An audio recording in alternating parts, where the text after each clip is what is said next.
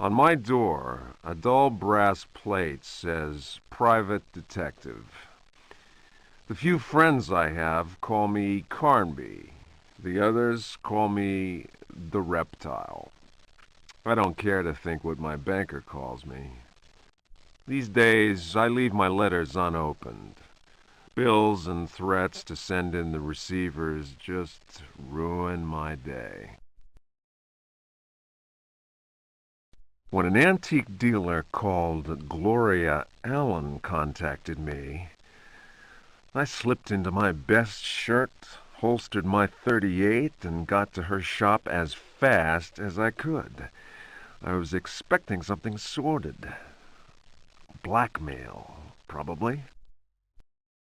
Boy, was I wrong. What I was asked to do was visit a property called Dersetto and find a piano in the loft. It was an old piano with secret drawers.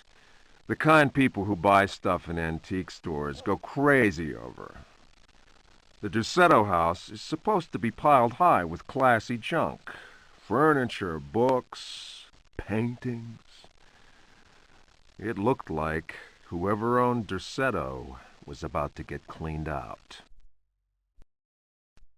I was going to bring up the subject of money when Gloria Allen handed me $150 and a key. I kept myself from grinning at the thought of my banker's surprise. He doesn't like his victims getting away.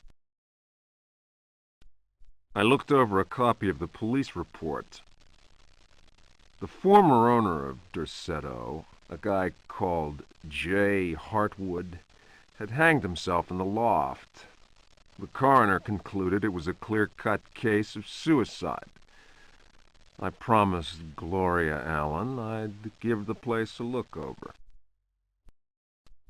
My report will be ready in a couple of days. I've been reading up on the history of the old house.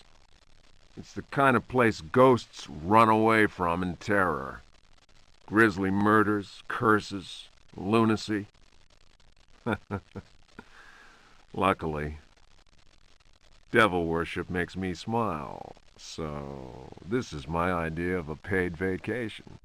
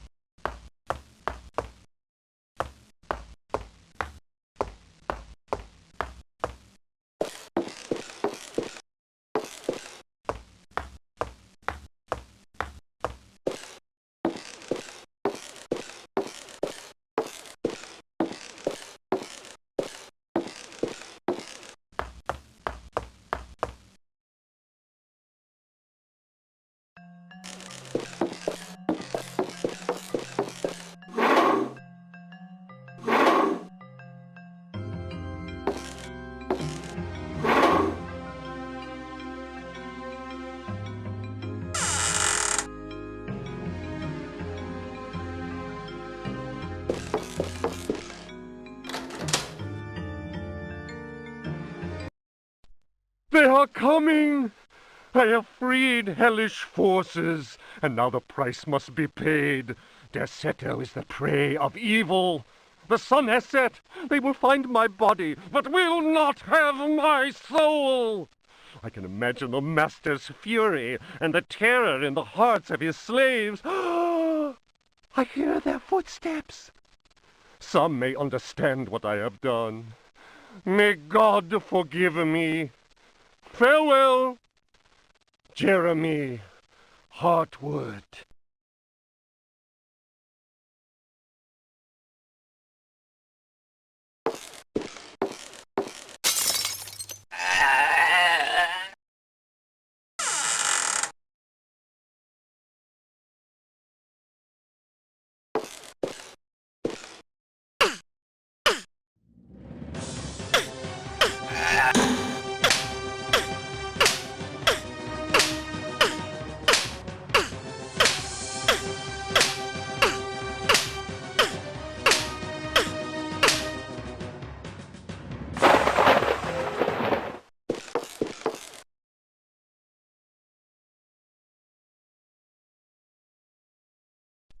Fragment of the Myth of the Golden Fleece.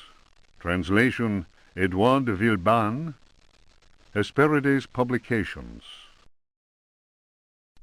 Then Perseus came across Ichthys, who had been turned into stone. He spoke to his companions and said, "Beware of the Medusa. He who looks into their eyes is doomed to the same fate as that which befell poor Ichthys, and will never more set eyes on Seriphos." "Must we go blindfolded?" asked Eumolpus. "Take up your bronze shields and polish them until they flash in the sun," answered Perseus. "Fill your hearts with courage. May Artemis guide us as though we were an arrow from her quiver." But Eumolpus was not satisfied. "Why do that, Perseus? Is 3 inches of sharpened metal not enough to destroy these accursed creatures?" Then Perseus drew his sword, which shone and glittered in the sun, and with it he dazzled Eumolpus. "Now what can you see?" the companions of Zeus' sons laughed. "Let us set to work, so that our shields may shine like mirrors."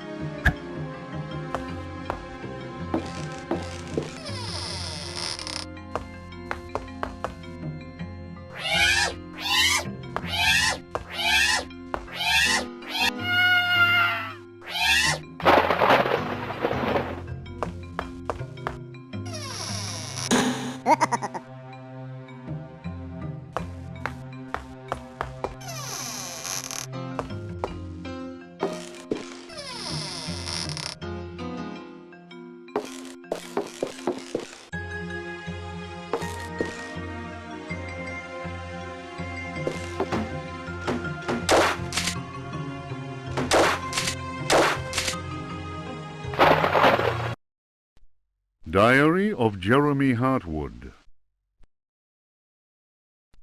September 27th, 1924. I have decided to keep this diary. Too many inexplicable events have taken place recently. Never have dreams so haunted my every waking moment.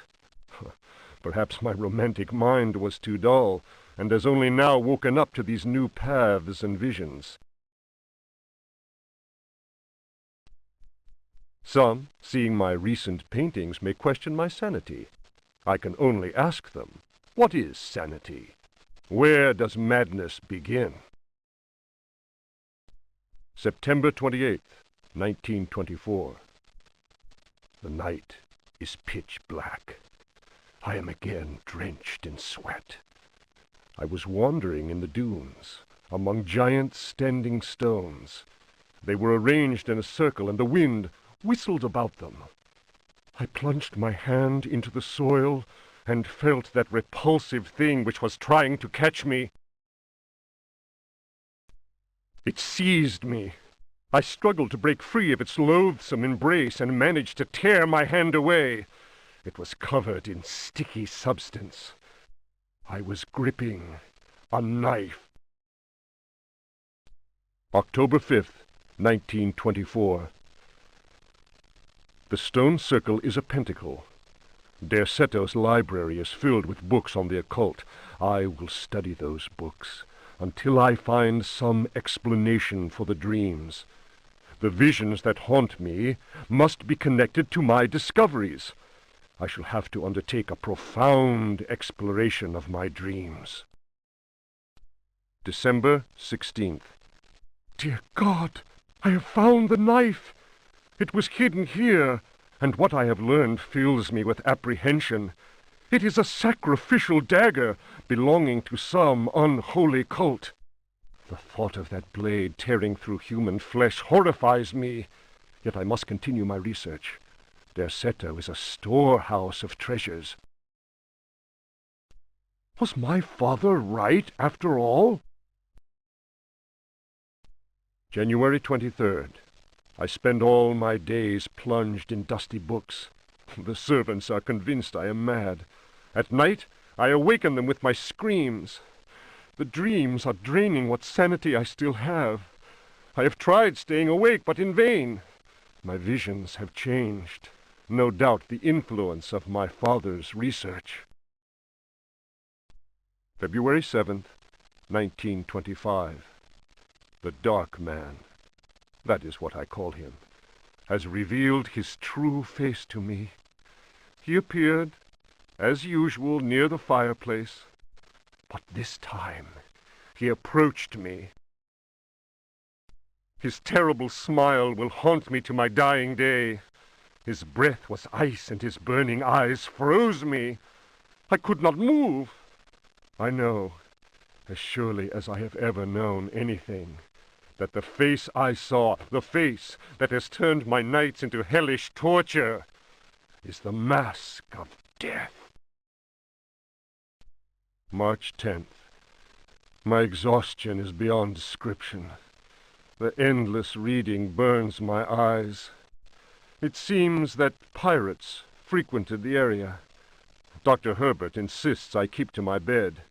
I have moved to another bedroom and sleep much better now. The Dark Man has not gone, however. I know it. He will wait for as long as he must. Unless I, Jeremy Hartwood, can find a way to send him back to whatever hell he comes from. March 11th. My poor knowledge of Greek and Latin is a serious handicap to my reading. I have, nevertheless, made a great step forward. I drew the symbol on the floor. He can no longer go there. I want him to understand that I can do the same thing in my bedroom. I can imagine his rage and frustration. Only last night he found his way back into my dreams. March 13th. The translation will seriously dent what money I have left. I cannot paint. My pictures are clearly the work of a lunatic. The collector Thornhill's embarrassed smile was proof of that. March 29th. He has come back. He found the door to my dreams. I am too weary to attempt any defense. I have no strength left to fight, and he knows it. He considers me dead already.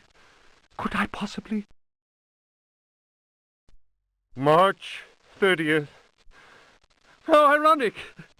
The cave my father sought for so many years is here, beneath the house. Waits. The butler discovered a crack in the cellar wall. A breeze blows in through it, icy and repugnant. I am filled with horror at the thought of my father dying in this place. I will carry to my grave the vision of his face contorted in the agony of that fatal heart attack. His body was twisted. He had wept. His fingernails were torn and bloody from scrabbling at the floor. Dr. Gray concluded that death had been due to a heart attack. It was Waits, who some time later was informed that my poor father had in fact bitten off his tongue and choked on his own blood. March 31st. I explored the caverns in a dream. The dark man came with me. Strangely, I felt almost well. How can I describe what I saw? No. What words are capable of explaining such evil? I realized that my death was of no interest to him. The dark man wants something else. He seeks a body. His avid servants are now free. I am the cause. It is almost funny. A curse is on Derceto. From the foundations to the very rooftop, I can no longer struggle, let alone eradicate the evil that grips the house. The end is very near. I can feel it. I have taken the decision to... May he who finds this diary pray for my soul.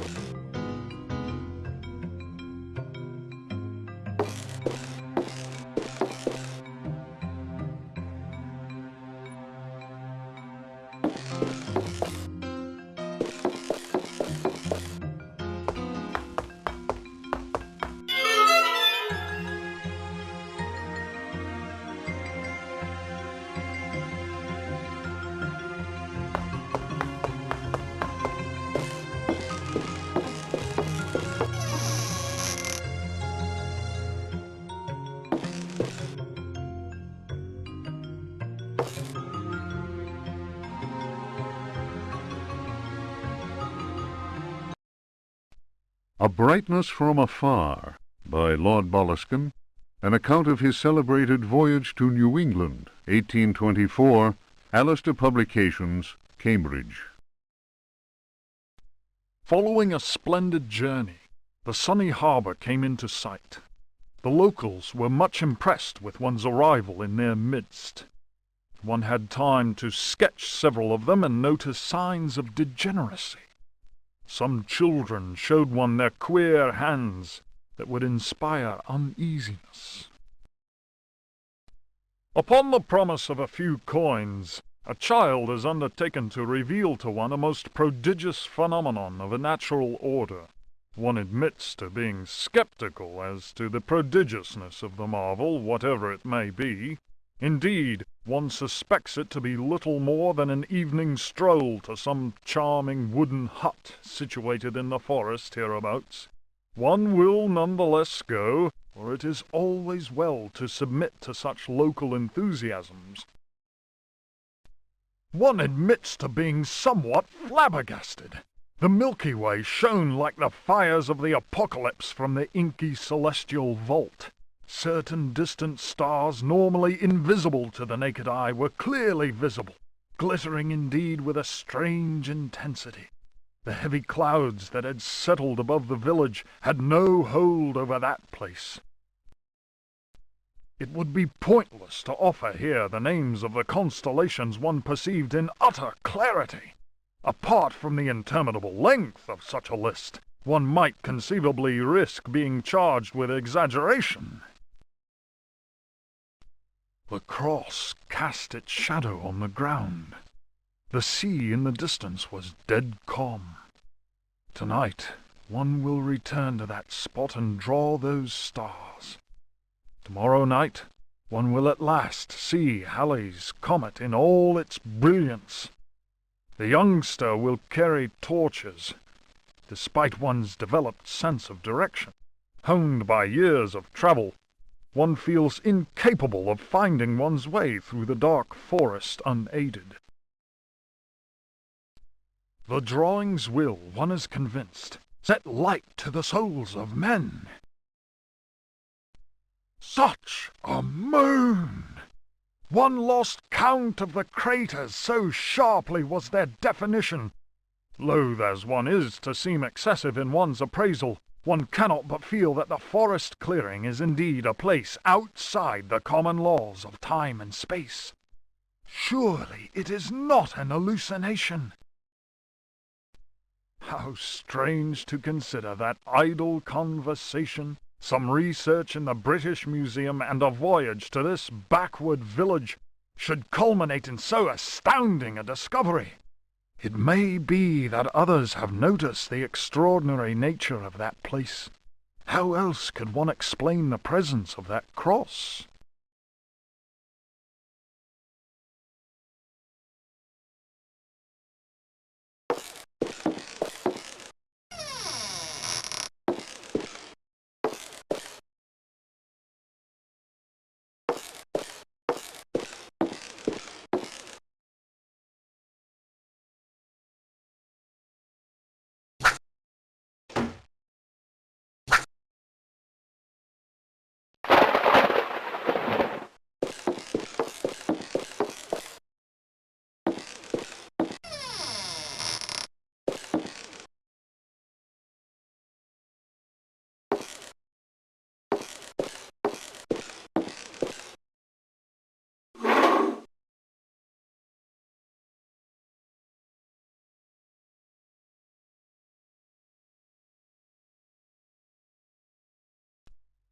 The Creatures of Night by Hubertus the Bald, translated from Latin by his brother in prayer, Fratre Johann Marcus. Of monstrosity. You who read me know that night engenders monsters, and that night creatures exist.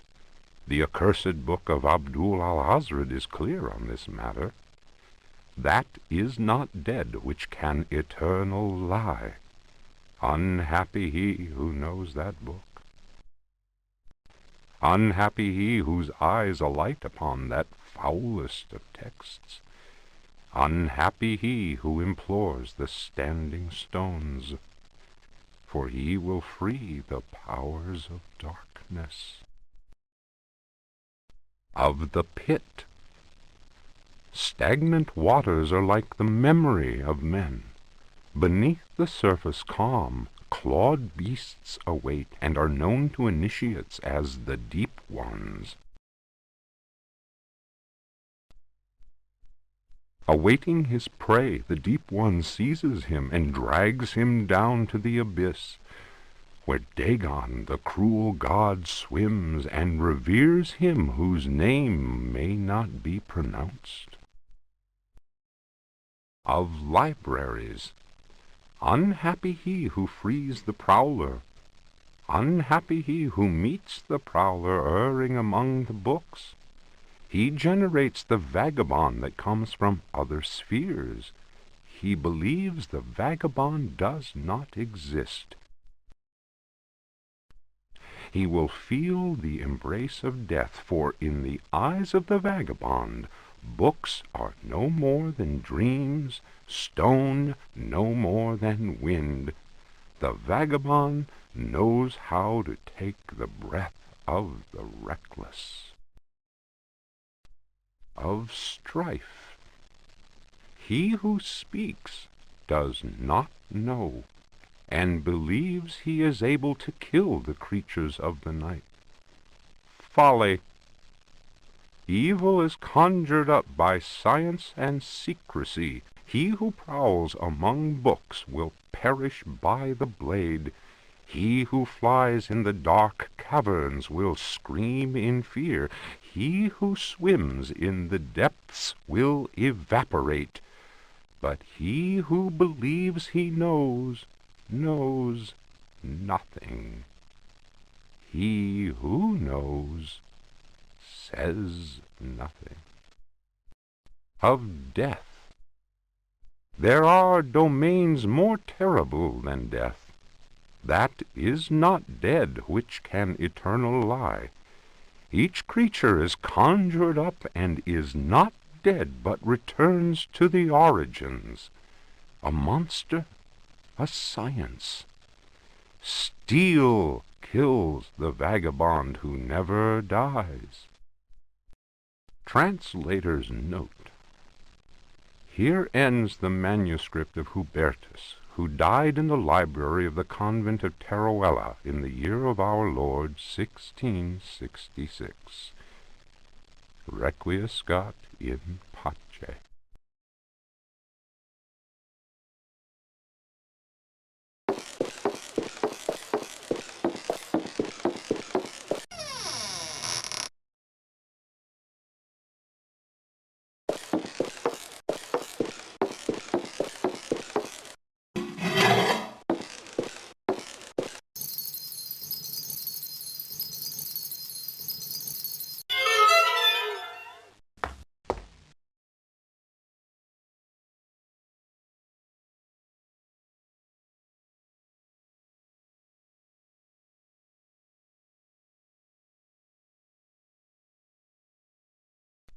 Juan Luis Jorge, De Biblioteca, Reflections on the Power of the Verb in Certain Texts.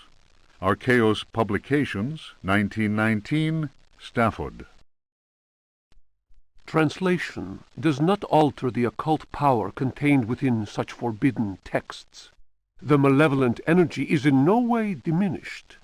The spell must be cast aloud and clearly, in certain languages or little-known dialects. Maglafar Fathang. The reader will understand that, in the light of these revelations, I would be foolhardy to continue quoting from the text I have before me. If spoken aloud in its entirety, it would surely awaken powerful and malignant forces. I will go further and say that simple reading of some of the more technical passages describing specific practices is in itself a perilous exercise. The ill-prepared reader can easily fall prey to attacks of demented hysteria, not unlike those described in cases of individuals said to be possessed by evil spirits. I recommend the study made by Zempf, Urbain, Grandier, and Loudon, and the reports made by the Reverend Richard Price concerning a number of astonishing, to say the least, exorcisms carried out in a parish near Providence. Given what I have written, we must be grateful to the librarians of the British Museum, who have never allowed consultation of the work of Al-Azif's startling work, the infamous Necronomicon. Copies of that work do exist, in spite of the zeal of book-burning inquisitors. For proof, we need look no further than the British Museum, of course, and the sealed archives of the Miskatonic University in Arkham. Other examples of books whose evil can be unleashed by any thoughtless reader are von Jutz's von Unersprechlichen Kulten and the abominable De Vermis Mysteries by Ludwig Prien, whose sordid death should be a lesson to all those tempted by a study of the occult.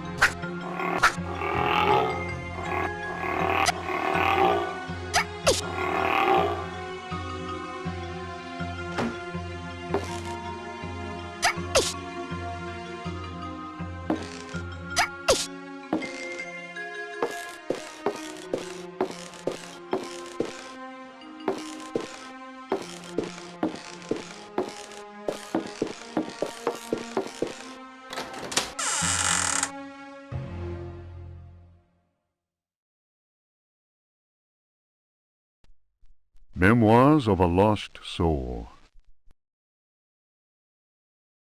The mask must fall. You who discover this manuscript understand this. I am here at your side. I am waiting in the darkness of my crypt. Soon you will belong to me. One of my slaves wrote this document. I have lived for 3 centuries, and my name is Ezekiel Prext or Elijah Pickford. You may choose which to call me. I do not hide out of fear. My power is immense. I have sailed the 7 seas. My ship, the Astarte, spread terror through all the continents. The corsairs judged me like the Welsh judges of 1620, but they could not destroy me, and neither could the pirates. Now I am immobilized. Damned Yankees! Witchcraft, voodoo, and the Cthulhu cult. I know them all. I have reigned and implored the stones. Only the Chthonian haunts the cavern and resists me, but he dare not attack. I have need of a living body to regenerate myself. The Heartwoods managed to escape from me, but you who are reading these words, you will yield to my embrace. I hear your ragged breath and smell the stench of your fear. I have vanquished death. I built Derceto. I know what it is to wait. Cthulhu helps me. My servants will lay you upon the sacrificial stone. My roar will rend the night. You will be mine, and I shall reign once more.